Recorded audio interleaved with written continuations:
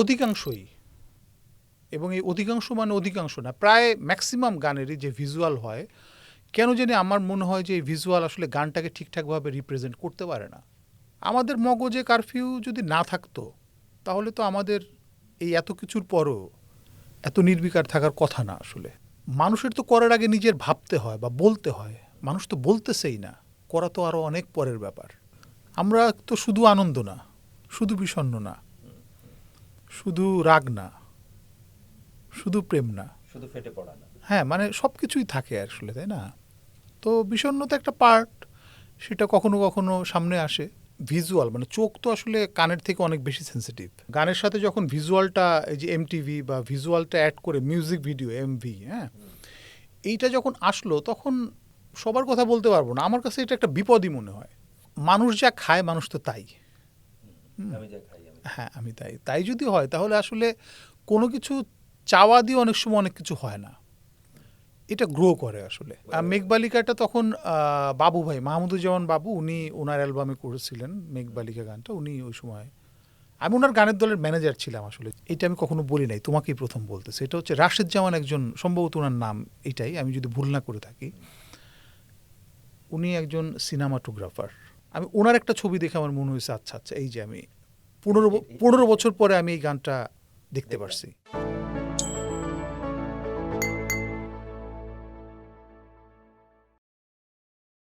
Light টকে আজ আমাদের অতিথি হিসেবে আছেন এ সময় খুব আলোচিত শিল্পী মানুষ রাজু সহজিয়া। রাজু সহজিয়া বললে যাকে সবাই চিনতে পারে, যিনি এইভাবেই সহজভাবেই আসলে উপস্থিত, তিনি আজ আমাদের অতিথি।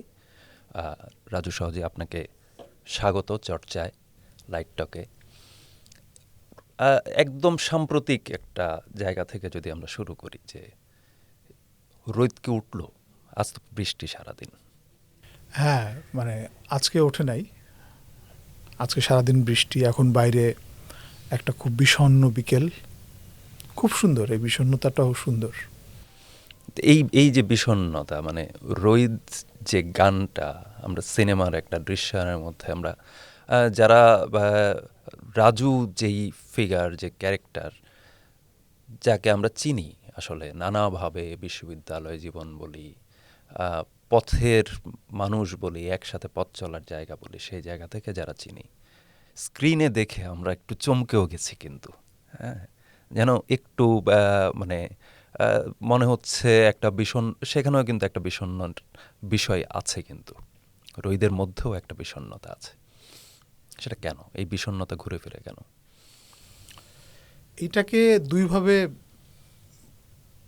দেখা যেতে পারে, দুইভাবে। একটা হচ্ছে যে হয়তো আমি ক্যারেক্টারটা একটু বিষণ্ণ, হ্যাঁ, এইটা একটা। আরেকটা হচ্ছে যে পরিচালক মানে ভিজুয়াল বা টোটাল সুমন, আমাদের মেজবাহুর মেজবাহুর রহমান সুমন, সুমন। ও হয়তো এই বিষণ্ণতাটা চাচ্ছিল বলেই আমাকে ওইখানে মানে দাঁড় করাইছে, এবং আমি আমার সহজাত ভঙ্গিতেই আসলে উপস্থিত। হাঁটাহাঁটি ঘোরাঘুরি করছি। সেটাই আসলে, বাড়তি কোনো তৈরি কোনো ব্যাপার ছিল না আসলে, কোনো চেষ্টা না, ওটা ছিল না।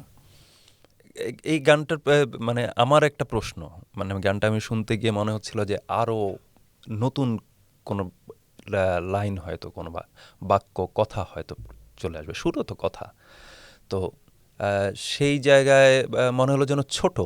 হ্যাঁ, গানটার এটা মনে হলো যেন একটু ছোট। রাজু সহজিয়ার যে গান, সহজিয়ার যে গানগুলো আমরা পাই বেসিক্যালি, যে একটা দীর্ঘ, একটা আমরা ছোট পাখির কথা জানি, সেই ছোট পাখি যে হচ্ছে বারবার যাকে বলা হচ্ছে যে সর্বনাশ কিন্তু হয়ে গেছে। তো সেই ছোট পাখির ক্ষেত্রেও আমরা বিরাট একটা আখ্যান কিন্তু পাই এক রকমের গানে গানে। হ্যাঁ, গানটা একটু ছোট। আরও মানে যেমন আমাদের রং মিস্ত্রি 6-7 লাইনের গান, তারপরে মা একটা গান আছে, ওইটা এরকম 5-7 লাইনের গান। তো আমার ছোট গান করতেও ভাল লাগে। মানে মনে হয় যে মানে মানে লেন্থটা ব্যাপার না, ব্যাপারটা হচ্ছে যে আসলে এইটা প্রকাশ করতে বা এই অনুভূতিটা এক্সপ্লেন করতে, মানে এই অনুভূতিটা আসলে এইটুকুই বলতে চাচ্ছি আসলে। মানে এরকম কোনো আসলে ইয়ে তো থাকে না যে কমপক্ষে এত লাইন হতে এত হবে লাইন বা হতে হবে, এমন তো কোনো বা কথা নাই। তাই না, আমরা তো ঠিক ওইভাবে কাজ করি না। সো মনে হয় যে যেটুকু দরকার হয়ে গেছে, মানে অনুভূতিটা এইটুকুতে প্রকাশ করতে হয়তো পারছি, বা আমার মনে হয়েছে যে এনাফ, এটুকুই বলতে চাইছি। এই যে মানে একটা মোটামুটি বিরতি কি গেল মাঝখানে, নতুন গান বা আমরা যদি বলি যে ঘোড়া না, তো অ্যালবাম হিসেবে এলো বোধহয় 18 সালে। 18 সালে। তারপরে আমরা আসলে নিয়মিতভাবে যেটা হয় যে আমরা ওই স্টেজ পারফরমেন্স তো করতেছি, গানও দেই আমরা। যেমন কিছুদিন আগেই আমরা টিএসসি নিয়ে একটা গান করলাম। তো এমনিতে আমরা গান আমাদের মতো করে করি। এখন এই গানটা হঠাৎ করে একটু সবাই, অনেক মানুষ একসাথে শুনতেছে, চোখে লাগতেছে, এই কারণে মনে হচ্ছে যে সিনেমা আরগুলি কই। হ্যাঁ, তো আছে, আমরা আসলে ছোট ছোট করে আমাদের মতো করে কাজ করি। আমাদের রকমটা এরকম আর কি, মানে এটা একটু বড় করে হয়তো হয়ে গেছে, সেটা সিনেমার প্রয়োজনে বা ভিজুয়াল টিজুয়াল, মানে আয়োজনটা আসলে আয়োজনটার কারণে মনে হচ্ছে যে হ্যাঁ, আয়োজনটা হয়তো একটু বড়, বা একটা সিনেমার উদ্বোধন গীতি বলা যায় এক রকমের, যে আসছে সিনেমাটা এখনো রিলিজ হয়নি। হ্যাঁ, উদ্বোধন গীতি, এই শব্দটা সুন্দর, উদ্বোধন গীতি। সেটার কারণে হতে পারে যে এক ধরনের সুন্দর, হ্যাঁ, শব্দটা। তো এই যে রাজু ভাই, যে আমরা এই ওই যে বিষণ্ণতার কথাটা, হ্যাঁ, আমরা কি একটু বিষণ্ণ হয়ে যাচ্ছিও কিনা? হ্যাঁ, দূরদেশ দূরদিক। হ্যাঁ, এইটা হয় কি যে আসলে আমরা হয়ে যাচ্ছি না, মানে কি, আমরা তো আসলে অনেক কিছুই। আমরা তো শুধু আনন্দ না, শুধু বিষণ্ণ না, শুধু রাগ না, শুধু প্রেম না, শুধু ফেটে পড়া না। হ্যাঁ, মানে সব কিছুই থাকে আসলে, তাই না? তো বিষণ্ণতা একটা পার্ট, সেটা কখনো কখনো সামনে আসে, এই তো, এটা পার্ট একটা আসলে, না? পার্ট তো বটেই, কিন্তু ওই যে একটা আমার ব্যক্তিগতভাবে খুবই পছন্দ, এটা আমি এর বাইরেও, আজকে অনুষ্ঠানে বসলাম আমরা, কিন্তু এর বাইরেও বহুবার আমি বলেছি যে ছোট পাখি, মাছরাঙা। হ্যাঁ, মাছরাঙা তো অফিসিয়াল রিলিজ কি হয়েছে? মাছরাঙার অফিসিয়াল রিলিজ হয়েছে। মাছরাঙার যদিও আমার সবচেয়ে বেশি মনে পড়ে হচ্ছে যে ছবির হাটে একদমই ধরা যায় যে খালি গলায়, হ্যাঁ, খালি এবং খোলা গলায় মাছরাঙা শোনা, হ্যাঁ, সেটার যে অভিজ্ঞতা, সেইটা মানে এটা আমার ওটা একদম গেঁথে আছে যে সেই সময়টাতে এটা ছবির হাটের যেই এক ধরনের তো সংযোগ, এক ধরনের মিতালি, নানা মানুষের এক ধরনের সংশ্লেষ এখানে ঘটেছে ছবির হাটে। তো ছবির হাটের সেই মানুষগুলো, তার মধ্যে আপনি একজন, হ্যাঁ, সেইখানকার যে উপাদানগুলো আমরা টিএসসি জানে এই জায়গাটাতে একটা পেলাম, কিন্তু যে টিএসসির সেই আবহাওয়াটা, টিএসসি আসলে কেমন, টিএসসিকে কীভাবে হচ্ছে কানেক্ট করে, সেইটা সেটার বাইরে এই যে ছবির হাট, সেটা তো আরেক ধরনের একটা, সেটা নিয়ে কোনো কিছু আছে কি না? ওই জায়গাটা আসলে ছবির হাট, টিএসসি, শাহবাগ, এইগুলির মানে টোটালটা মিলে একটা অনুভূতি আসলে। খুব একটা যে আশেপাশে, মানে ছবিরাটের সীমানা, মানে ছবিরাটের সীমানা কোথায় শেষ হয়েছে আর কোথায় শাহবাগের সীমানা শুরু, আর কোথায় টিএসসির সীমানা শেষ এবং ছবিরাট শুরু, এটা বলা কিন্তু খুব কঠিন, খুবই জটিল ব্যাপার, কঠিন না খুব? তো আমরা আমাদের গানে বারবার এই কারণে শাহবাগ আসছে, হাওয়া তো উড়ায় নেয় চুলটুল ধুলোবালি শাহবাগ, আমার ফেরার বাস। তো একই সাথে যারা গাইতো গান বাজিয়ে বাঁশি ছুটে গল্পের টানে, টিএসসি তা জানে, কারা মিছিলের ফুল রক্ত গোলাপ ডাকে তোমায় স্লোগানে, টিএসসি তা জানে। তো এগুলি আসছে, এগুলি তো আসলে ছবিরাট, এই সব মিলাই তো সবগুলো উপাদান একটা বিভিন্ন সময় বিভিন্নভাবে, হ্যাঁ, বিভিন্নভাবে আসছে। আমরা এই যে এই যেটা চুলটুল উড়িয়ে, ওটার মধ্যে সম্ভবত কারফিউ একটা শব্দ প্রয়োগ আছে, কিন্তু খুব চমৎকার। হ্যাঁ, যে না, ওইটা আরেকটা গানে, কারফিউ শব্দটা হচ্ছে বোকা পাখি গানে। হ্যাঁ, ছোট ছোট ঘর, উঁচু উঁচু বাড়ি, আমাদের শহরের যে অবস্থা, যে ঘরগুলো খুব ছোট ছোট আর বাড়িগুলি অনেক অনেক উঁচু, হ্যাঁ, অনেক বড় বড় বাড়ি। তো এই যে ছোট ছোট ঘর এবং অনেক উঁচু উঁচু বাড়ি, কারফিউ ডাকে ওঠো তাড়াতাড়ি,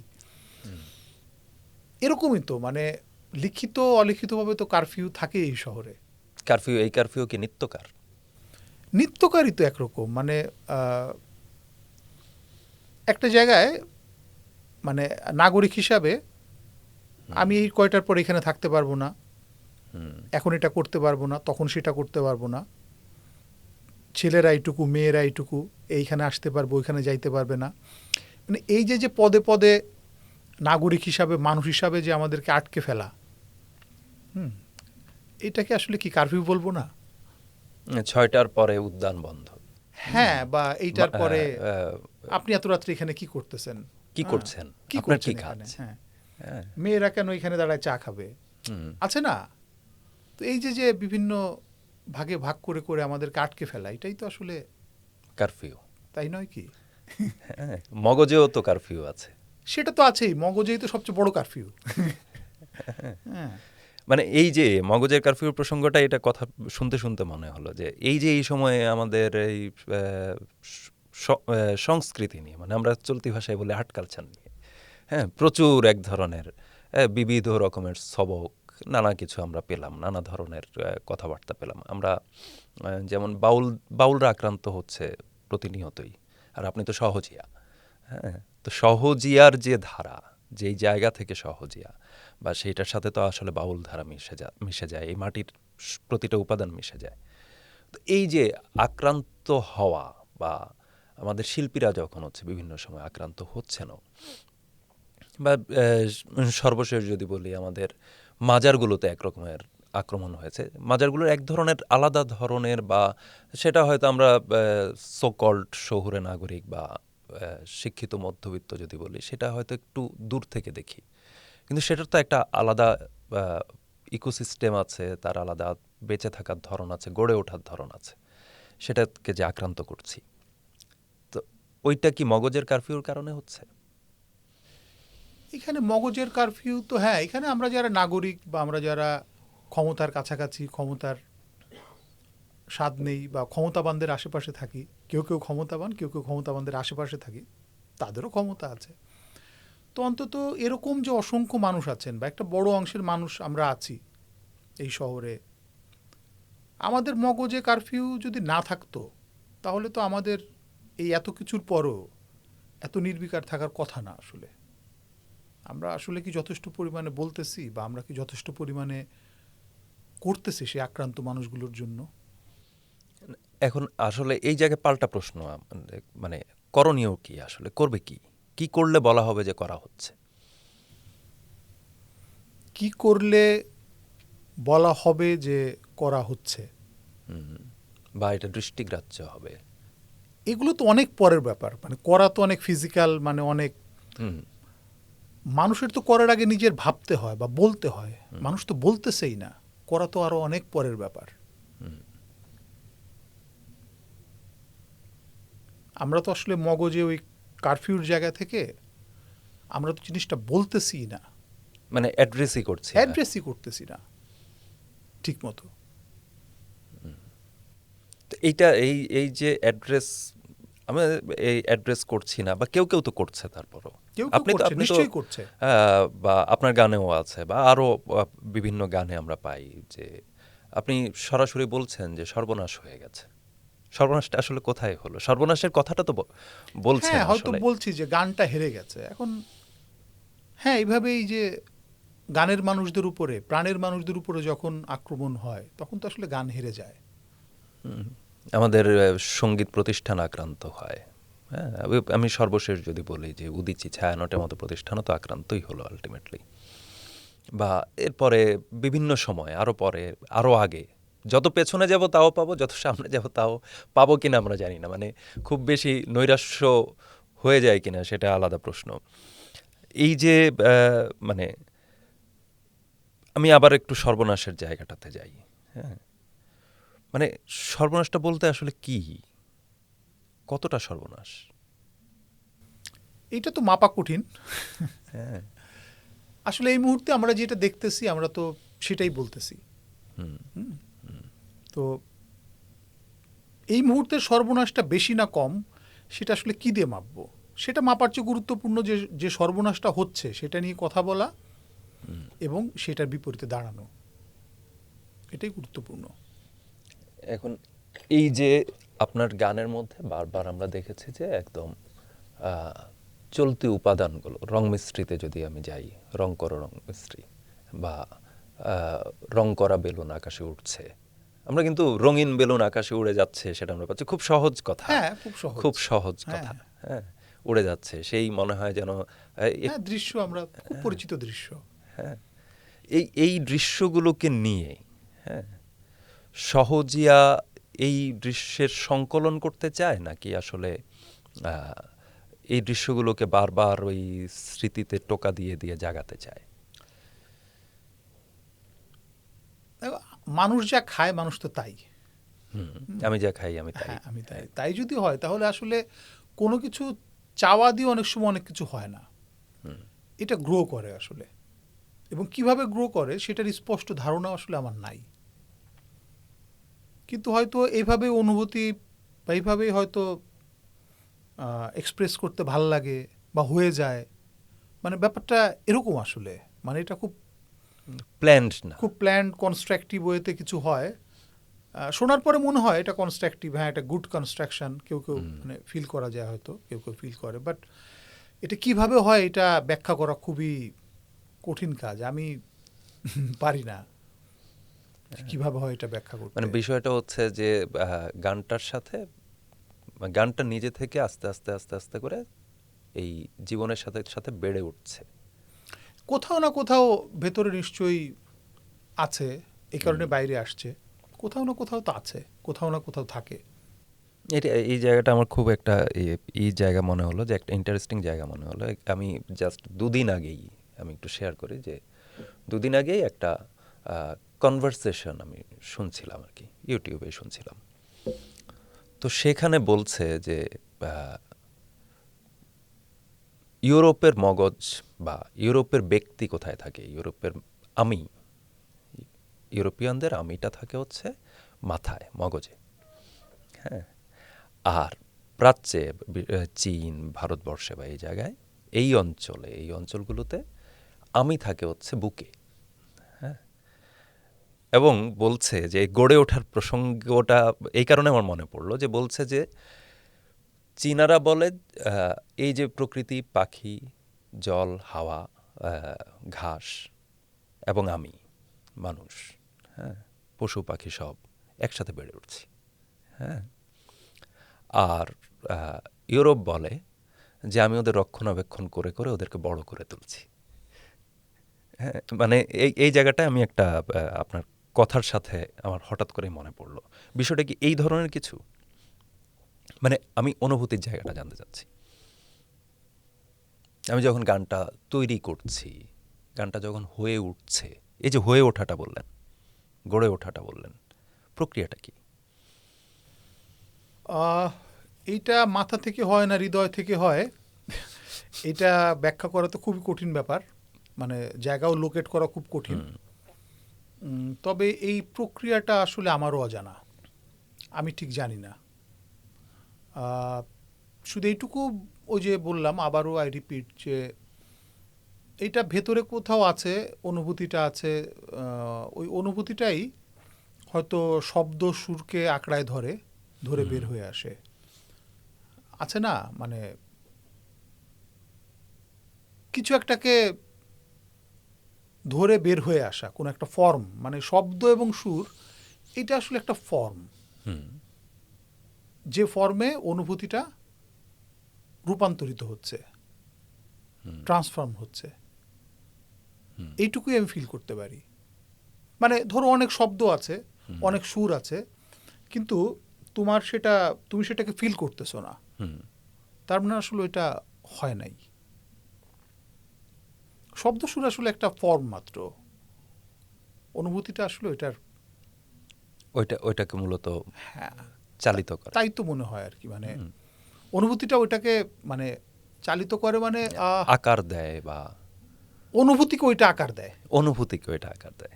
শব্দ এবং না হলে সুর। একটা কোলাহল। হ্যাঁ, শব্দ এবং সুর হয়তো অনুভূতিটাকে একটা রূপ দেয়, যে রূপটা শেয়ার করা যায়। ধরো তোমার সঙ্গে আমি কিছু একটা শেয়ার করব, চাটা শেয়ার করব, তাই না? তো এখানে কাপ লাগবে, ভেতরে পানি লাগবে, আরও এই যে আছে না, টোটালটাকে তুমি বলতেছো চা, পাত্র লাগে আর কি। তো হয়তো শব্দ বা সুর এইগুলো হয়তো অনুভূতির পাত্র, যেটা দিয়ে আমরা আরেকজনকে অফার করি অনুভূতিটা, অফার করি। আমি জাস্ট হচ্ছে সামনে হাজির করলাম এই হ্যাঁ, পাত্রটা দিয়ে। এই ফর্মে কি যে পেইন্টার সে পেইন্টিং দিয়ে অনুভূতিটাকে ট্রান্সফর্ম করতেছে, যে বিভিন্ন মিউজিশিয়ান, বিভিন্ন হ্যাঁ মাধ্যমে। বিভিন্ন মাধ্যমে, হ্যাঁ এটা রাইট। আচ্ছা, তো এই যে আহ, এই ফর্মে ট্রান্সফর্ম করা, আমি এই ফর্মটাতে আমার অনুভূতিটাকে ট্রান্সফর্ম করব, এটা আসলে কবে কবে থেকে কিভাবে? ওয়েল হ্যাঁ, এটা দুইভাবে হতে পারে। একটা হচ্ছে করব, যেমন অনেকে গান ভালোবাসে বা কাউকে আঁকতে দেখছে, সে হয়তো ছোটবেলা ভাবলো যে আমিও এরকম আঁকবো, করব, বা কেউ কাউকে গাইতে শুনে মনে হলো যে আমিও গাইবো। এটা হয়, এইভাবেও হয় অনেক। কিন্তু তুমি যদি আমার কথা জিজ্ঞেস করো যে আমি কখনো গানটা করব, এটা ওইভাবে হয় না। হঠাৎ করে কোনো এক সময় আমার ভেতরে দিয়ে গানটা হইছে, অনুভূতিটা এই ফর্মটাকে আঁকড়ায় ধরে বের হয়ে আসছে। তখন আসলে এটা আমার নিজের কাছে আবিষ্কারের মতো ছিল যে এটা কিভাবে হলো বা এটা কিভাবে হয়। তখন থেকে আমি আসলে বোঝার এবং খোঁজার এবং বোঝার চেষ্টা করতেছি এভাবে কিভাবে হয়।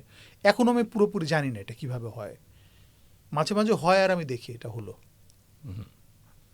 এক্ষেত্রে তোমার আর আমার সাথে মানে খুব একটা মানে আমাকে মানে আমার কাজটা দেখার ক্ষেত্রে খুব একটা পার্থক্য নেই তোমার আর আমার মধ্যে। আমিও মাঝে মাঝে এরকম দেখি যে আচ্ছা আচ্ছা এটা হলো, হ্যাঁ, নিজের কর্মটাকে হ্যাঁ দেখছি, মানে দেখলাম যে আচ্ছা এটা হলো, কাজটা হলে এরপরে হচ্ছে 2 স্টেপ পেছনে এসে আচ্ছা হ্যাঁ দেখতেছি, হ্যাঁ এটাই ও তাহলে। আচ্ছা এটা হলো, তাই না, ইন্টারেস্টিং। এই যে প্রথম, আমি যদি বলি যে প্রথম একটা গানের জন্ম হলো, রাজু সহজিয়া একটা প্রথম গানের জন্ম দিলেন, সেইটার সময়টা কোনটা? একটা তো জানি আমি সহজিয়া ব্যান্ড অমুক সময়ে হয়েছে 2009, বা তারও আগে থেকে আমরা জানি যে মঞ্চে বিভিন্ন জায়গায় এক গিটারে না, এক গিটার নিয়ে, এক হ্যাঁ। গিটার নিয়ে। প্রথম হ্যাঁ শুরুর দিকটা একদম হুবহু মানে টাইমটা বলতে পারবো না, কিন্তু আমার ধারণা এটা 2001 2001 হতে পারে, 2001। সম্ভবত এরকম একটা সময় 2001, যতদূর এখন মনে পড়তেছে এটা 2001 হতে পারে, হ্যাঁ টাইমটা। প্রথম কোন গানটা? প্রথম আমি ঠিক কোন গানটা করছি আমার ঠিক এই মুহূর্তে মনে নাই। আমি ওই সময় কয়েকটা গান করছি। প্রথমে অচেনা শহর, মেঘবালিকা, মেঘবালিকা, এই ধরনের বেশ কিছু, জোনাকি একটা গান ছিল, হ্যাঁ জোনাকি, জোনাকি। কি জানি এরকম কিছু গান করছিলাম তখন। মেঘবালিকাটা তো এরপরে বোধহয় রেডিওতেও মেঘবালিকাটা তখন বাবু ভাই, মাহমুদুজ্জামান বাবু, উনি ওনার অ্যালবামে করেছিলেন মেঘবালিকা গানটা। উনি ওই সময়, আমি ওনার গানের দলের ম্যানেজার ছিলাম আসলে, যে সময় হঠাৎ করে গান তৈরি হওয়া শুরু হলো ওই সময়টা আমি আসলে, ওনার একটা গানের দল ছিল মৃত্তিকা, হ্যাঁ। ওইটার ম্যানেজার ছিলাম আমি।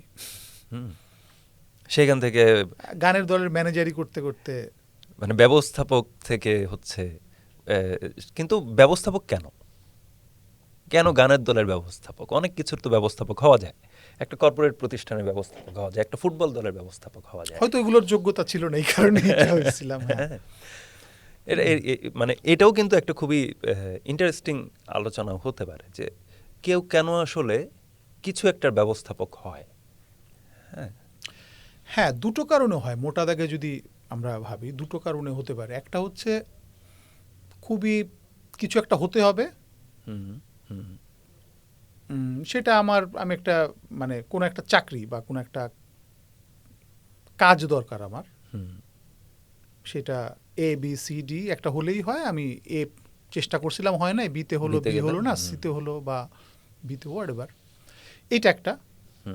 ঠিক আছে, আমি ব্যাংকে ব্যবস্থাপক হইতে পারলাম না, আমি বিমা কোম্পানির হলাম। আচ্ছা, বিমা কোম্পানির হইতে পারলাম না, আচ্ছা আমি তেল কোম্পানির হইলাম। এটা একটা হতে পারে। আরেকটা হচ্ছে ভেতরের কোনো একটা চাওয়া, বা মানে চাওয়া মানে ঠিক ওই কেজু জায়গাটা থেকে না, মানে ঠিক মানে ওরকম চাকরির মতো করে না, কিন্তু একটা চাওয়া আছে আসলে, একটা, হ্যাঁ একটা কোনো কিছু একটাকে ভালো লাগে।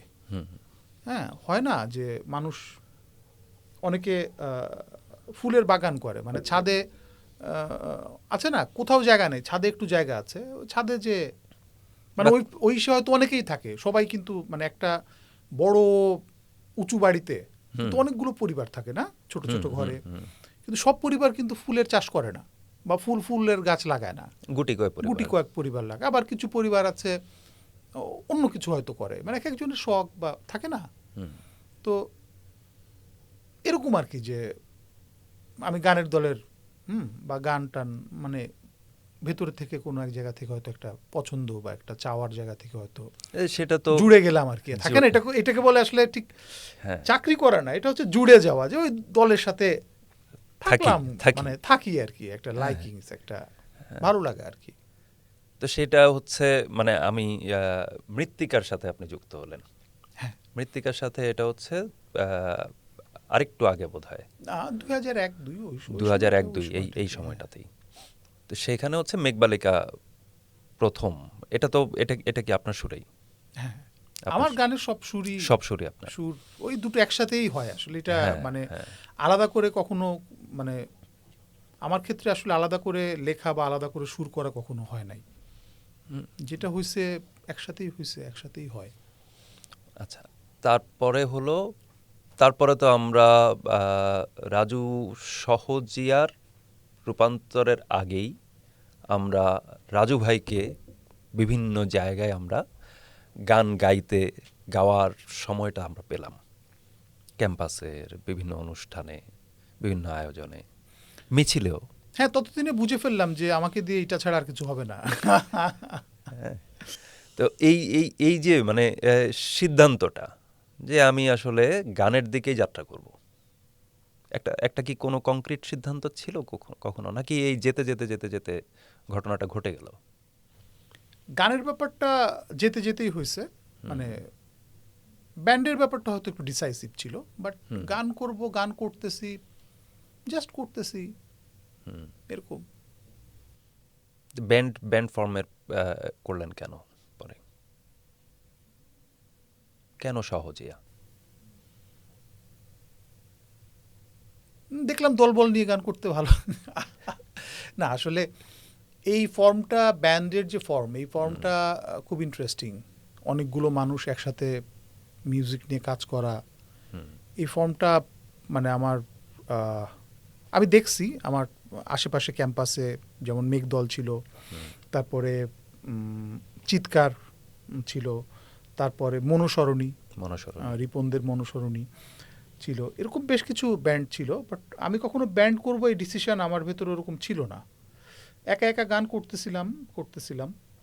বাট তখন আমি যখন বেশ কিছু গান করে ফেলছি, অনেকদিন গান করতেছি, কেন করতেছি তাও জানি না, কি করতেছি তাও জানি না, তখন আসলে আশেপাশের আমার খুব কাছের কয়েকজন বড় ভাই বা বন্ধু যারা মিউজিকে অলরেডি ব্যান্ড বা এগুলির সাথে মানে কাজ করতেছে বা এস্টাবলিশড, অনেকেরই নাম বলা যায় বললে, এনিওয়ে, তো তারা তখন আমাকে বোঝালো যে মানে তুমি এত গান করতেছো, কি করবা? আমি বললাম গান করতেছি। বললেন না, তুমি গানটাকে এবার একটু প্রেজেন্টেবল জায়গায় নিতে হবে, তুমি ব্যান্ড করো। ব্যান্ড কিভাবে করে বা কিভাবে কি করা যায়? পরে এমনকি তারাই দু একজন আমাকে ব্যান্ডমেট, কারা মিউজিশিয়ান খুঁজেও দিছে, যাচ্ছে এ হইতে পারে, ও হইতে পারে, বা এইভাবে দেখো। তো তাদের আসলে একটা বড় অবদান আছে আমার মানে ব্যান্ড ফর্ম বা এই নিয়ে কাজ করার জন্যে। তো এইটা ডিসাইসিভ ছিল একটু আর কি, ব্যান্ডটা করা। এই যে বিভিন্নজন নিজের সাথে আপনার নিজে বসে হচ্ছে আলোচনা করলেন, এ হতে পারে এভাবে বাছাই করে যে সদস্যদের আপনি ফিক্স করলেন, শেষ পর্যন্ত যারা মিলে হচ্ছে সহজিয়া ব্যান্ডটা আপনারা ফর্ম করলেন, এখন পর্যন্ত অবিচ্ছিন্ন অবস্থায় আছেন?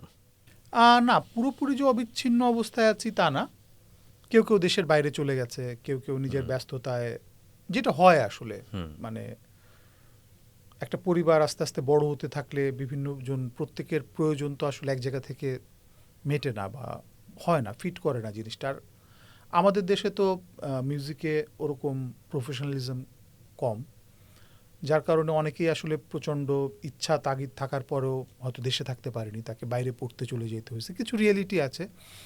সো সেই জায়গা থেকে কেউ কেউ হয়তো নেই, কেউ কেউ আছে। মানে আসলে এটা না একটা পথের মতো, মানে একটা পথে তুমি যাচ্ছ, কিছু মানুষ যোগ হচ্ছে, কিছু মানুষ বিয়োগ হচ্ছে, তুমি হাঁটতেছো আর কি। ব্যাপারটা এরকমই আসলে, এটাই ন্যাচারাল আসলে।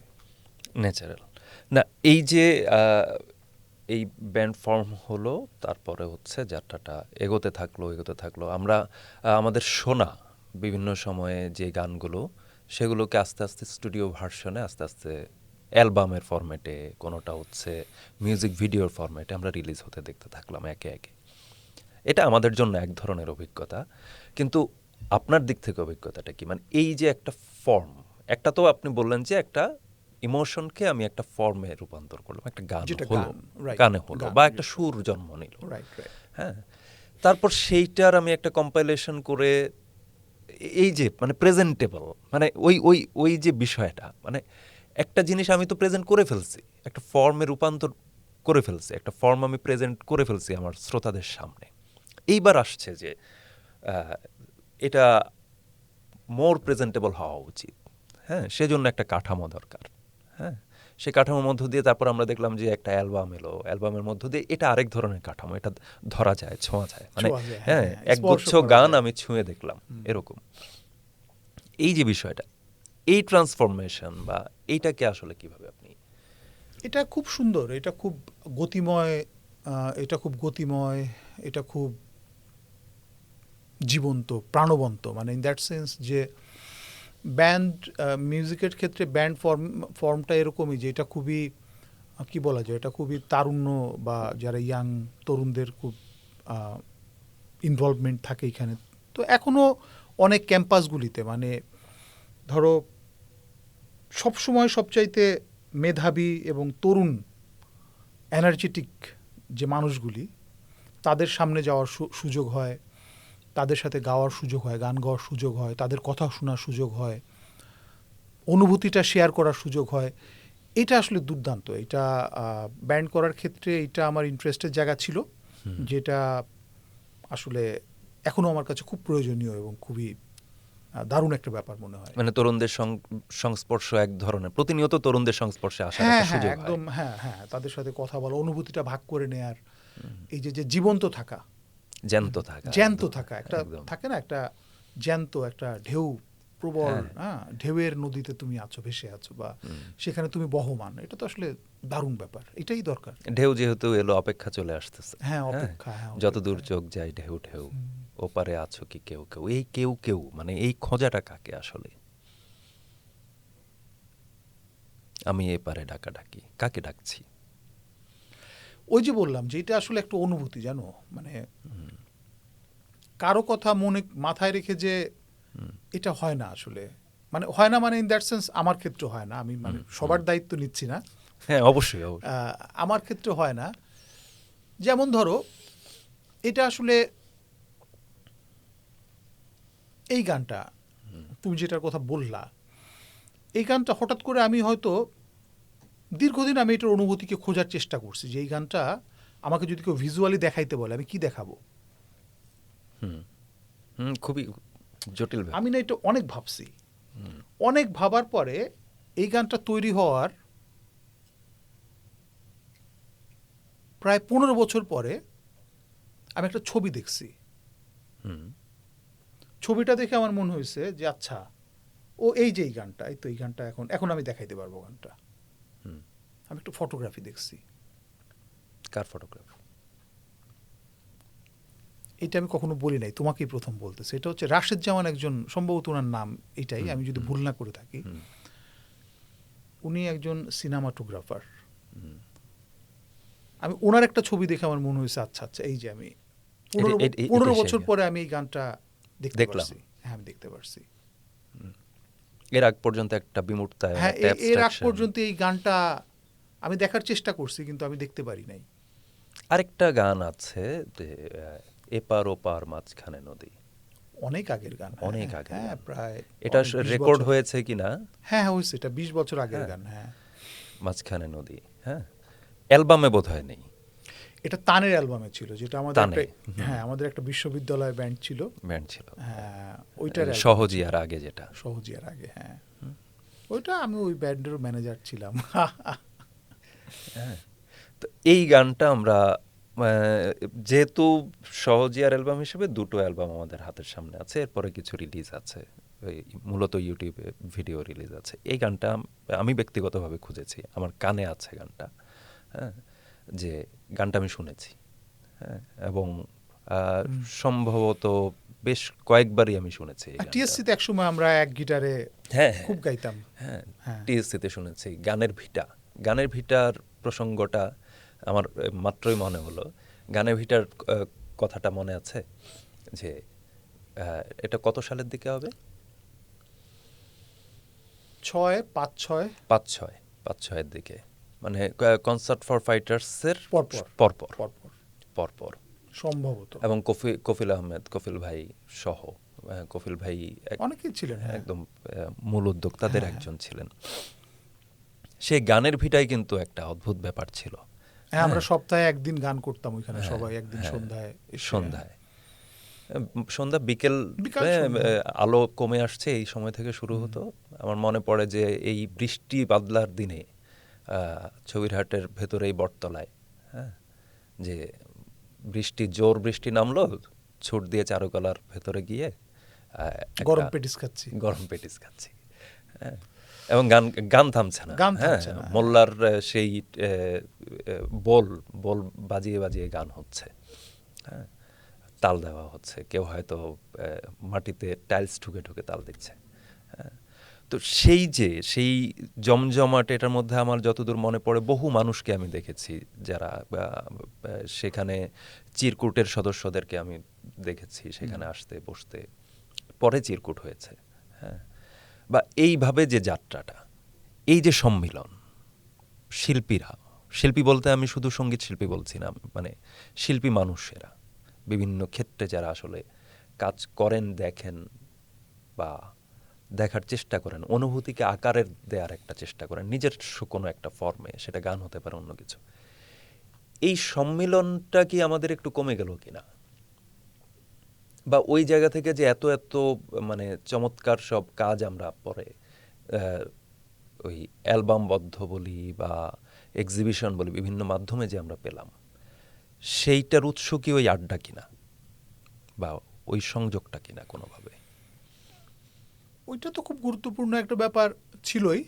আমরা যারা ওই সময় একসঙ্গে আড্ডা দিতাম, গান করতাম, আমাদের জন্য তো অবশ্যই ওটা খুব গুরুত্বপূর্ণ একটা জায়গা ছিল, এখনো গুরুত্বপূর্ণ।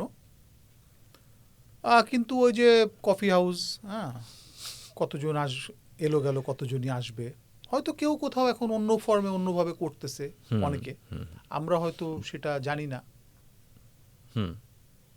তো হচ্ছে না। আমাদের জন্য এটা খুব প্রয়োজনীয় জায়গা ছিল, এখন হয়তো অন্যদের জন্য, আমি ঠিক জানি না আসলে। মানে আমার এটা হলো যে এই আড্ডা হয় কি, মানে আপনি জানেন কিনা? আমরা যারা ছিলাম আমাদের মধ্যে এখন কম হয়, একদম হয় না সেটা বলবো না। আমরা এখনো বিভিন্ন অনুষ্ঠানকে, মানে সেদিনও কয়েকদিন আগেও গত শুক্রবারেও একটা কনসার্ট ছিল, সেখানে আমাদের অনেকের সাথে অনেকের দেখা হলো, বা চৈত্র সংক্রান্তির রাত্রে অনেকের সাথে দেখা হলো, আমরা একসাথে হলাম। বাট রেগুলার যেটা একসঙ্গে হতাম বা মোটামুটি ওখানে গেলে কাউকে না কাউকে পাওয়া যাবে, হ্যাঁ, এখন হয়তো ওইটা হয় না, এখন ওইটা হয় না, আমাদের মধ্যে হয় না এখন। অন্য নতুন যারা ওইখানে আসছে তাদের মধ্যে হয় কিনা এটা তো আমি ঠিক জানি না। আচ্ছা, এই যে মানে সৃষ্টির জায়গাটাতে, আমি এটাকে সৃষ্টি বলছি একদম, আপনি রূপান্তরের কথা বলছেন বা ফর্মে আনার কথা বলছেন, রিফ্লেকশনের কথা বলছেন, ইমোশনকে, এই এই যে ইমোশনকে এই ফর্মে আমি আনছি, এটা তো একটা সৃষ্টির প্রক্রিয়ার মধ্য দিয়ে আসছে আসলে টোটালটাই।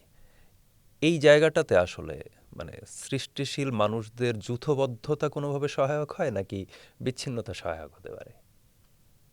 কোনটা আসলে কাঙ্ক্ষিত বা কোনটা আসলে উস্কে দিতে পারে? অবশ্যই কাছাকাছি আসা, অবশ্যই মানুষের সাথে মানুষের কথা না হলে, গল্প না হলে মানুষ বলবে কি? যে কোনো সৃষ্টি বা যে কোনো কাজের জন্যেই তো একটা গল্প লাগে বা একটা অভিজ্ঞতা লাগে, সেটা যাই বলি না কেন আমরা, বা একটা সামাজিক অবস্থান তো থাকেই। শূন্য থেকে তো আসলে কিছু হয় না। তো অবশ্যই এটা খুব জরুরি। মানে আমরা জানি যে আসলে শুধু গানের ক্ষেত্রে না, যে কোনো ক্ষেত্রেই একটা পরিবেশ, মানে একটা দেখবা যারা পেন্টিং করে তাদের একটা গ্রুপ গ্রুপের থাকে, মতো হ্যাঁ, গ্রুপ থাকে। অফ পিপল, একটা আড্ডা থাকে। যারা কবিতা লেখে, কবিদের একটা বড় আড্ডা তো অনেক জায়গায় আছে। তো এই আড্ডাটা বা আশেপাশে মানুষ একসাথে বেঁচে থাকা, অনর্গলভাবে জীবনযাপন করা, গল্প করা, মানে এটা আসলে লাগবে, আসলে এটা খুব দরকার, এটা লাগেই। মানে এই আদান প্রদান ছাড়া আসলে আহ, খুব বেশি একটা এগোনো যায় না। মনে হয় না। বিষয়টা হ্যাঁ, বিষয়টা right, এরকম। right, মনে হয় না। আমি আবার একটু যাই সহজিয়া জার্নির শুরুর জায়গাটাতে। টান টান থেকে এক ধরনের একার যাত্রা, তারপর আবার সহজিয়া। এই এই এই ইন্টারভেলটা কি কারণে হলো আলটিমেটলি? টানও তো থাকতে পারতো। এটা থাকতে পারতো, অনেক কিছুই হতে পারতো, হয় নাই। হয় নাই। হ্যাঁ, অনেক কিছু হতে পারতো, হয় নাই।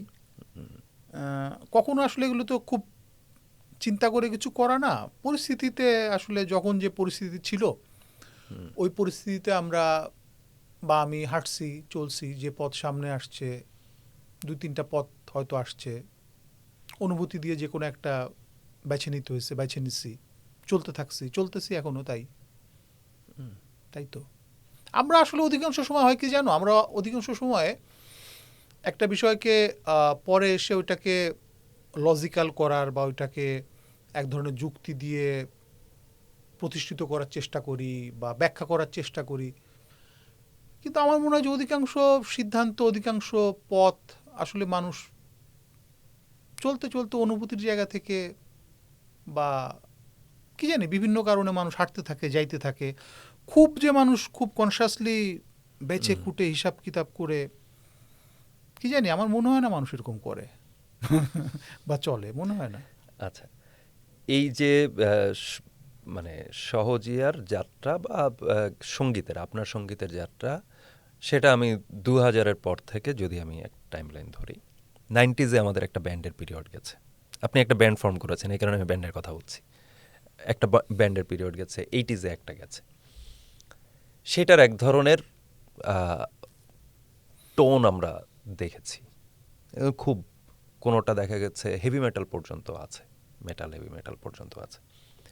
তো এই জায়গা থেকে আমার 2000-এর পরে যে ব্যান্ডগুলো গঠিত হলো আস্তে আস্তে, বিশেষত শাহবাগ থেকে যে ব্যান্ডগুলো একে একে আসলো, চিৎকারের কথা আপনি বললেন, চিৎকার এসেছে। চিৎকার এক ধরনের গান করে, সহজিয়া আরেক ধরনের করে। এই জায়গায় গানের কথা, মনুসরণী, মনুসরণী, চিরকুট, মেঘদল, চিরকুট, মেঘদল, শিরোনামহীনও বলা যায় যে, এই এই এই এই জায়গা থেকে। হ্যাঁ, মানে শাহবাগ থেকে না হলেও তারা আমাদের আসলে ইন্সপিরেশন ছিল। তারা বুয়েটের থেকে পাশেই, বুয়েট থেকে জায়গাটা আসলে ছিল। পাশেই। তারপরে জলের গান, জলের অনেক গান, অনেক অনেক ব্যান্ড, এমনকি ধরো দল ছুটের কথাও যদি বলি, ওই জায়গায় দলছুট, সঞ্জীব হ্যাঁ, দা সঞ্জীব দা এই দিক থেকে, খুব এদিক থেকে। গুরুত্বপূর্ণ, আমাদের কাছের বড় ভাই। তো সব মিলে ওইখান থেকে অনেক ব্যান্ড আসছে, অনেক শিল্পী আসছে, অনেক মানুষ আসছে যারা। তো শাহবাগ কি ব্যান্ডের উর্বর ভূমি তাহলে এক ধরনের বলা যায়, বা সঙ্গীতের? মানে আমি শুধু সঙ্গীত না, তুমি কবিতাকে, হুম, কবিতা, বা তুমি যদি মানে চিত্রকলার কথাও বলো, আসলে ছবির তো চিত্রকলার এক হ্যাঁ, ছবির উন্মুক্ত হাট না, আমি প্রদর্শনী ছিল। বলতেছি ছবির হাট। So, অনেকগুলো অনেকগুলো শিল্পের অনেকগুলি শাখা ওই জায়গায়, মানে কি বলা যায়, মানুষ, অনেক মানুষ ওইখানে আমরা এরপরে involved। সিনেমার ডিরেক্টর পাচ্ছি অনেক, একই জায়গা হ্যাঁ, থেকে হ্যাঁ। প্রচুর। তো এই যে মানে আমার 80s এবং 90s-এর যে ব্যান্ড কালচার বাংলাদেশের, যে ব্যান্ডের টোন, টিউন, এবং হচ্ছে যেই কথা যদি আমি বলি, গীতি কবিতাটা যদি আমি বলি, সেই গীতি কবিতার সাথে বা আহ, আমার এই জোনের যে গীতি কবিতা, এটা মানে কোথায় যেন একটু বদলে যায়, কোথায় বদলায় আসলে? এইটার আমি ভাবি নাই খুব একটা, বুঝছো। আমি জানি না, একটু রকম তো হবে, আলাদা হবেই, তাই না? হ্যাঁ, ধরো, আলাদা তো হবেই। তো সেটাই তাদের জীবনকে দেখা বোঝা, বা তাদের যে এলিমেন্ট ছিল, যেমন ধরো তারা মোবাইল নিয়ে গান করে না, এই সময় হুম হুম গানের মধ্যে মোবাইল শব্দটা থাকতে পারে, তাই না? বা আছে অনেক গানেই। তো এই ধরনের কিছু, হ্যাঁ, বা কম্পিউটার, নেট, হ্যাঁ, আছে না? বা এই তো মানে চেঞ্জ তো হওয়ারই কথা। অ্যাপ্রোচ, গতি, গতি তো পাল্টে, ওই সময়ের গতি আর এই সময়ের গতি তো আলাদা, তাই না? তো অনুভূতিও আলাদা হবে, গতি আলাদা হলে, হুম। তাই না? তো ওইটুকু আলাদা নিশ্চয়ই আছে। কিন্তু আমি ভাবি না এই জিনিসটা নিয়ে খুব একটা। কিন্তু ইন্টারেস্টিং জায়গা না যে ওই সময়টাতে আমি যদি বলি একদম সিগনেচার ব্যান্ড হিসেবে যারা আছেন সামনে, এলআরবি আছে, জেমস মাইলস, অনেক হ্যাঁ, নগর feedback, বাউল, ফিডব্যাক, অনেক, তারপর হচ্ছে শেষ করা যাবে না, অনেক। রেনেসা তো আরও আগে, সোলস আরও আগে, তাও ওই পিরিয়ডে সরব তারা একদমই। তো সেই একটা জায়গা যেটা হচ্ছে মিডিয়া বলি বা এই জায়গাগুলো বলি, তারা এক ধরনের মেইন স্ট্রিম জোনে রাখলো। প্যারালালি আরও কিছু ব্যান্ড কিন্তু একে একে একে একে এরা মেইন স্ট্রিম বলে বাকিরা গাইতে ভুলে গেল, বিষয়টা কিন্তু তা না, গাইছে। এবং একইভাবে এটা কি এক্সপোজারের জায়গা থেকে কোনো ইস্যু আছে? আমি না এগুলো ভালো বুঝি না, বুঝছো? মানে আসলে আমি এই বিষয়গুলো নিয়ে খুব একটা ভাবি নাই। আচ্ছা আচ্ছা, একদমই এর অন্য একটা জায়গা থেকে আমি যদি বলি যে রাজু সহজিয়া যাত্রা করলেন, যাচ্ছেন, এখন পর্যন্ত অব্যাহত, আরও আরও যাবেন, আরও অনেক গান আসবে। কোথাও মানে প্রভাবিত হয়েছি বা এই এই টোনটা আমার ভালো লাগছে, এই টোনে আমি একটা গাইতে চাই বা গাইবো, হ্যাঁ, এরকম মনে হয়েছে কখনো? আসলে প্রভাবিত তো সবসময়, মানে ধরো, সেটা তো মানে একদমই। সব কিছু দিয়ে আমরা প্রভাবিত হই, হুম সব কিছু দিয়ে আমরা কম বেশি প্রভাবিত হই, সেটা কোনোটা দিয়ে বেশি, হুম কোনোটা দিয়ে কম। কিন্তু আমাদের মেমোরি বা আমাদের টোটাল বায়োলজিক্যাল সিস্টেমই এরকম যে আমরা অনেক সেনসিটিভ, কিন্তু মানুষ মানুষ আমরা আমরা কিন্তু খুবই সেনসিটিভ, আমাদের শরীর, মন, হ্যাঁ, বা নিউরন, সব কিছু। তো আমরা যা কিছুর ভেতর দিয়ে যাই সব কিছু কিন্তু আমাদেরকে প্রভাবিত করে, কোথাও না কোথাও ছাপ ফেলে, তাই না? তো যে মানুষগুলোর ভেতর দিয়ে আসছি, গানের মানুষগুলি বা আশেপাশের বন্ধু, এমনকি যে গাছের নিচে বসে থাকতাম, গাছপালা নিয়ে আমাদের উদ্যানে, উদ্যানে। সেগুলিও তো গানের অংশ। কিন্তু আলাদা করে ওরকম গান করব বা ওর মতো গান করব, এই ফিলটা, অনুভূতিটা কখনো হয় নাই। কিন্তু অনেকের মতনই গান করছি, যা গান করছি আসলে আমার মতো কিছু না, সবই আসলে এই প্রভাবক যারা প্রভাবিত করছে, সবকিছু মিলেই তো আসলে সবকিছু নির্মাণ মিলাই নির্মাণ আসলে, তো হ্যাঁ, আসলে হ্যাঁ, সবকিছু ওইভাবে মিলে হয়। আসলে, ওইভাবে কিন্তু হয়েছে। সচেতনভাবে কোনো সচেতনভাবে স্পেসিফিক যে আমি এই গাছটাকে নিয়ে গান করব বা আমি এই মানুষটাকে, মানে এই হ্যাঁ, মানুষের মতো গান করব, এইটা এইভাবে হয় নাই। বা কারো একটা সুর বা মহিনে ঘোড়াগুলো, এটার তো প্রভাব আমাদের উপরে ব্যাপকভাবেই। শুধু মইনের ঘোড়াগুলি কেন, আমরা যা শুনছি সেটা তো মাইলসেরও থাকতে পারে, মাইলসের ফিডব্যাকেরও আছে, থাকতে পারে, ফিডব্যাকের থাকতে পারে, তাই না? মানে সেটা এই পিঙ্ক এই ফ্লয়েডের যে থাকতে পারে না। আসলে আমরা ওই যে শুরুতেই আমরা বলতেছিলাম, আমরা যা খাই আমরা তাই। হুম হুম, তো যা হ্যাঁ, কিছু জানিয়েছি ভেতরে ঢুকছে, জানিয়েছি, হ্যাঁ হ্যাঁ, হ্যাঁ, সচেতন এবং অবচেতনে যা কিছু ভেতরে ঢুকছে, হুম। সবকিছু সবকিছুই বের হচ্ছে, এই তো ও যা বের হচ্ছে সবকিছুই তো। ওইটাই আরেকটা চ্যানেল দিয়ে বের হয়ে যাচ্ছে, হ্যাঁ, সেটা যদি চিত্রকলা হয় তো হলো। আচ্ছা, তো এই যে এইখানে চিত্রায়নের জায়গায়, দৃশ্যায়নের জায়গায়, গান তো এখন দৃশ্য এক ধরনের, হ্যাঁ, মানে আমি যখন হাজির করছি তখন এক ধরনের দৃশ্যের ক্ষুধাও থাকে এখন, মানে অডিও ভিজুয়াল।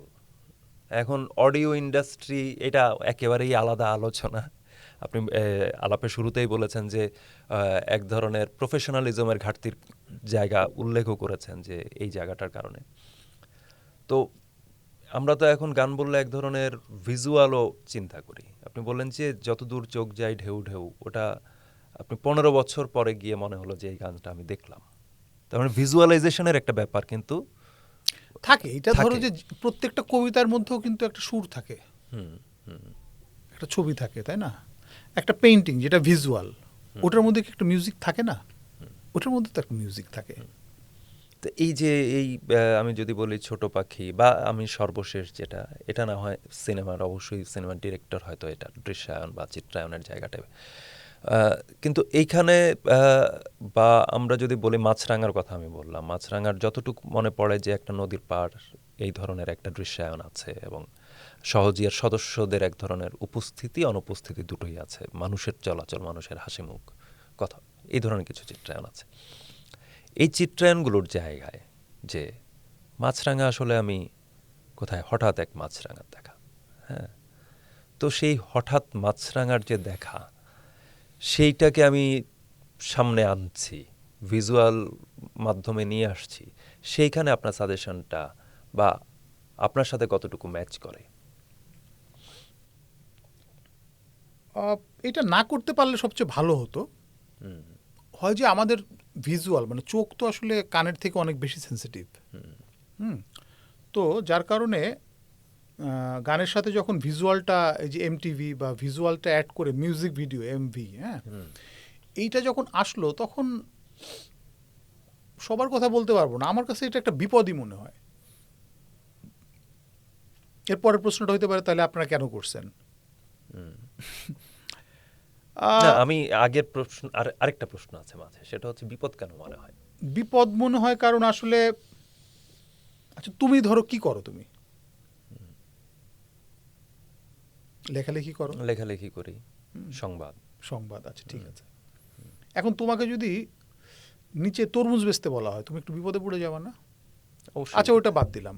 তোমাকে যদি বলা হয় যে আপনি এখন থেকে যা লিখবেন এটার জন্য আপনার একটা ভিজুয়াল বানাইতে হবে, হুম, তোমার লেখার অবস্থা কি দাঁড়াবে? এটা এটা মোটামুটি একটা ভয়াবহ একটা পরিস্থিতি। হ্যাঁ, হ্যাঁ। হুম, বুঝতে পারছো ব্যাপারটা কি হয় আসলে?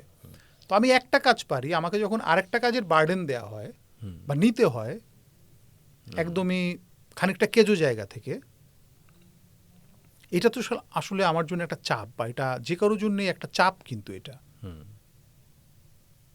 এই চাপটা ছাড়া যদি শুধু এটা করা যায় সেটা আসলে সবচাইতে ভালো বলে আমি মনে করি, কারণ অধিকাংশ ক্ষেত্রে এটা আমি বলবো যে এটা একটা চাপ। এটা তো শিল্পীর দৃষ্টিভঙ্গিতে, যে যে শিল্পী হচ্ছে মিউজিকটা বা অডিও অডিও মিডিয়াতে হচ্ছে একটা জিনিস ক্রিয়েট করলেন, বা তিনি তার সেক্টরে একটা জিনিস ক্রিয়েট করলেন, সেটাকে অন্য একটা মাধ্যমে রূপান্তরের কথা বললে সেটা তার জন্য চাপ হচ্ছে।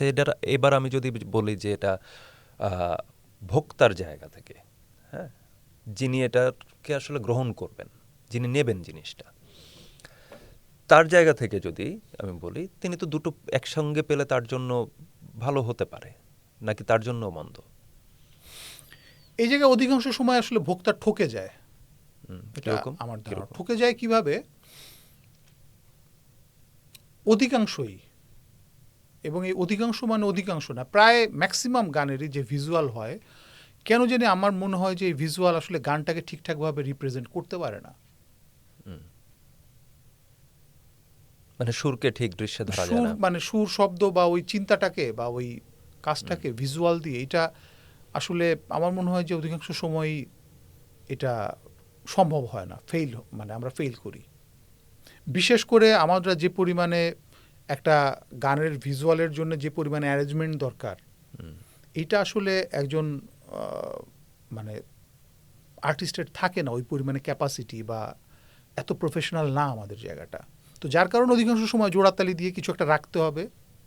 হুম। প্রিকনসেপশন একটা ভিজুয়াল লাগবে গানের, তারপরে যে যার ক্যাপাসিটি অনুযায়ী ওটা করে, কিন্তু ম্যাক্সিমাম ক্ষেত্রে এটা ফেল করে আসলে। এটা আপনাকে যদি বলা হয় যে আপনি ফুল ক্যাপাসিটি অনুযায়ী আপনি হচ্ছে একটা ভিজুয়াল করবেন, আপনি প্রথম কোন গানটার ভিজুয়াল তৈরি করবেন? আপনি ফুল সাপোর্ট পাবেন। আপনার নিজের কোন গানটা, বা নিজের নাও হতে পারে, কোন গানটা ভিজুয়ালি আপনি দেখতে চাইবেন? আমি হয়তো অপেক্ষা গানটার ভিজুয়াল দেখতে চাইবো। অপেক্ষা। ওকে। আর এই যে আমরা তো এক ধরনের ভিজুয়াল আমরা পাচ্ছিও, সেটা তাহলে কোথায় কোথায় জোড়াতালি দিচ্ছেন? জোড়াতালি মানে যেমন আমরা আমাদের গানগুলোর যখন ইন্টারেস্টিং, এই মাছরাঙার কথাই বলি। হুম মাছরাঙা গানটা যখন আমরা রেকর্ড করলাম, তোমার মাছরাঙার ভিজুয়াল কেমন লাগছে আগে তাই বলো, দেখছো তুমি? হুম ওকে, আমি শুনছি বেশি। শুনছো বেশি, ওকে ফাইন। তখন আসলে আমাদের ব্যান্ডের, এটা অনেক আগের, মাছরাঙার আমরা ভিজুয়ালটা করি 2018 বা 19-এর দিকে। হুম ব্যান্ডের কোনো বাজেট নেই, কিন্তু একটা ভিজুয়াল করতে হবে, কারণ গানটা রিলিজ দিব আমরা, একটা ভিজুয়াল সহই দিব, এটা এরকম একটা সিদ্ধান্ত।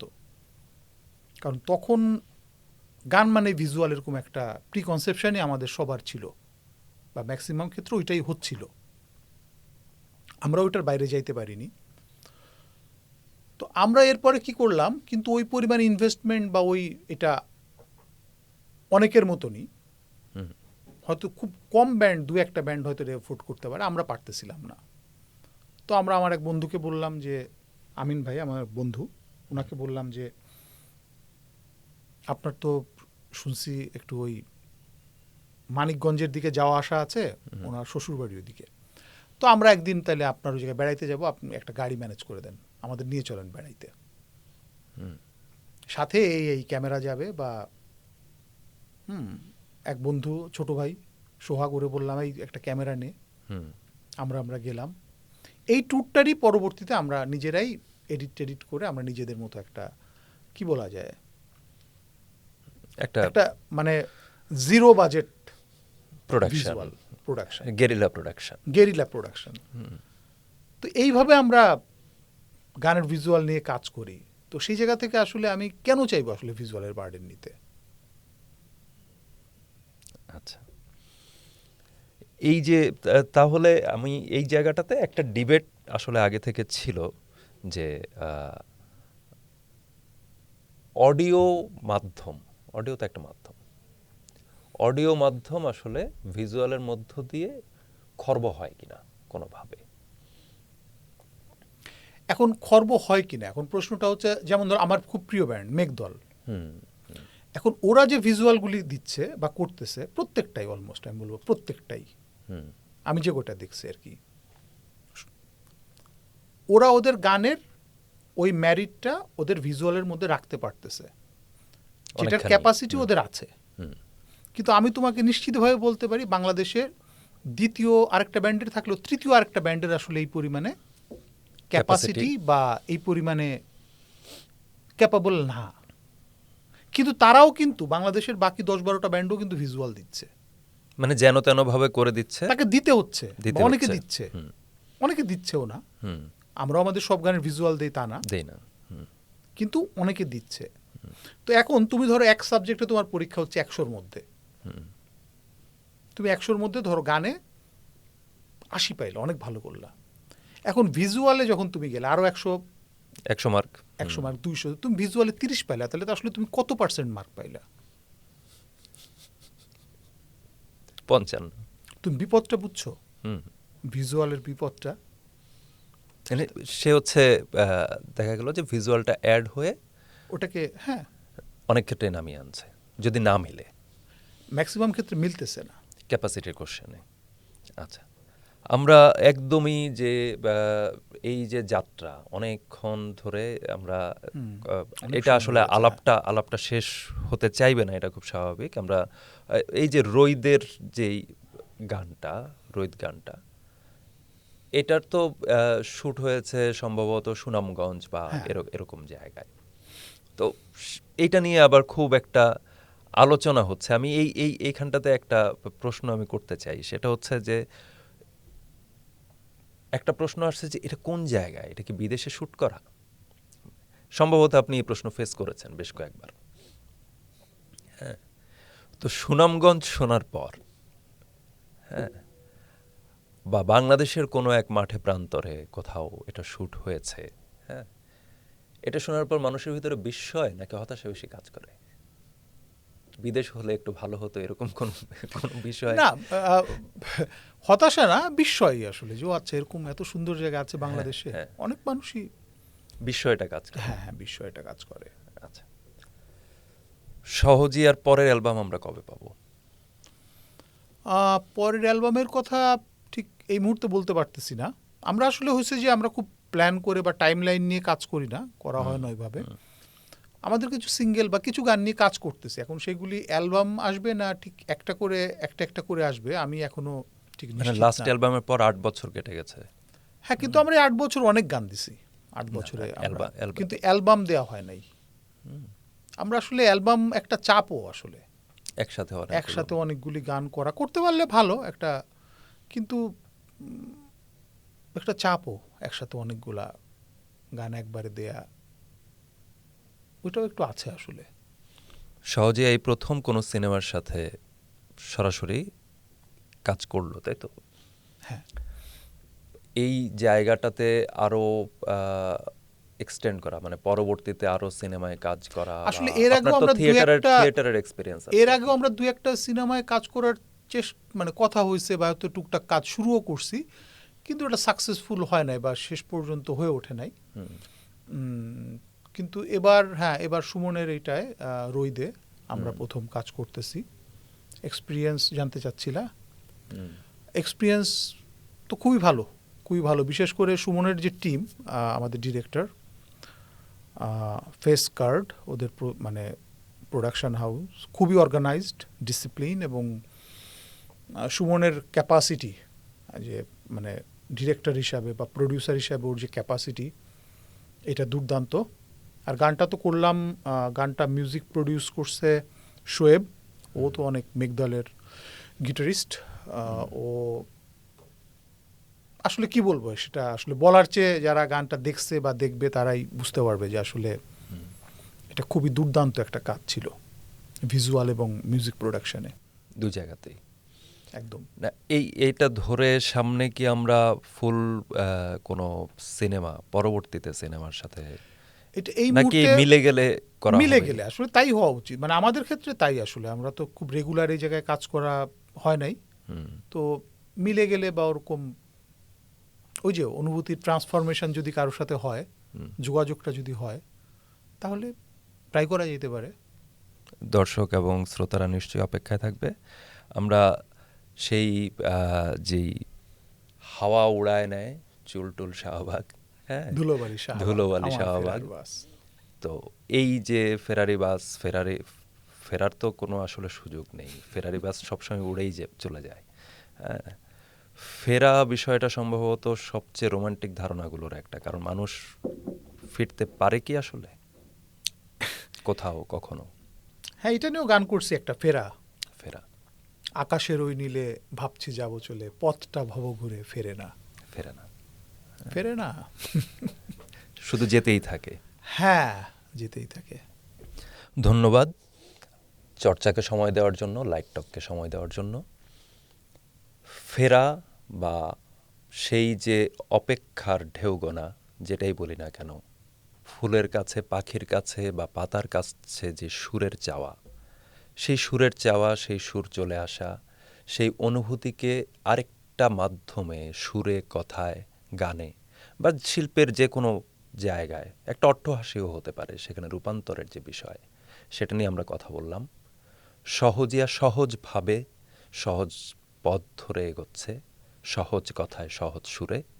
সেই সুর এবং কথা আমরা পেতে থাকবো, আমাদের প্রত্যাশা এটাই। ধন্যবাদ।